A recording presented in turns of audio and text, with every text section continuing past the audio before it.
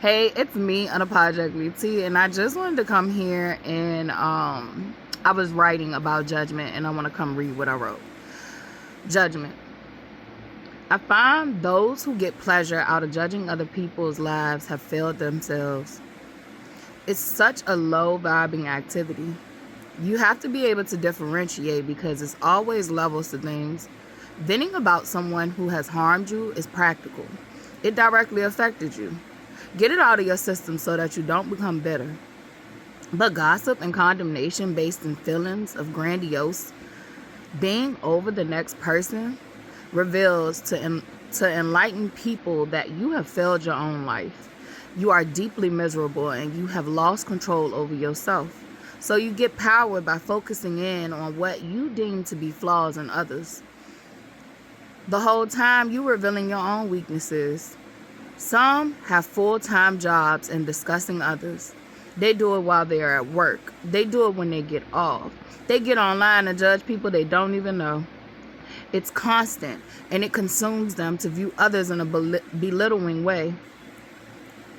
Sometimes people even they get a thrill out of making fun of people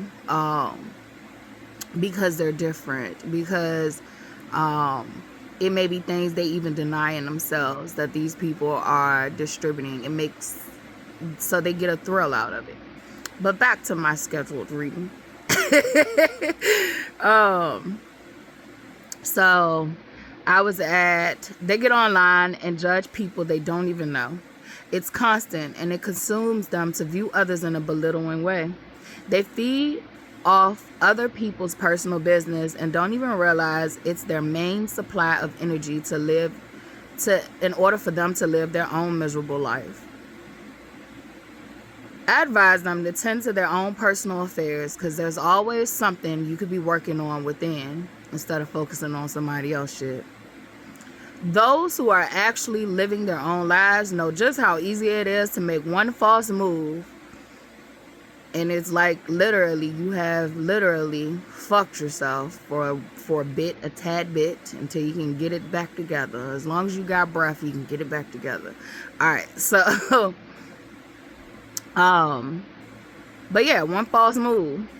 And then they also realize how some people are truly being called to take a path that we might not understand, but God knew they could handle it and save others one day.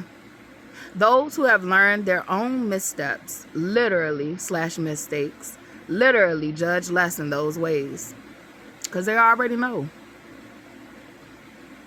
Gossip style judgment, whether the gossip style judgment is to seek thrill of talking about someone, making fun of someone else, any of those ways, and condemnation style judgment, to condemn someone to a life of misery, even an afterlife of misery, literally is evil if you ask me. I've been guilty of both and working on myself.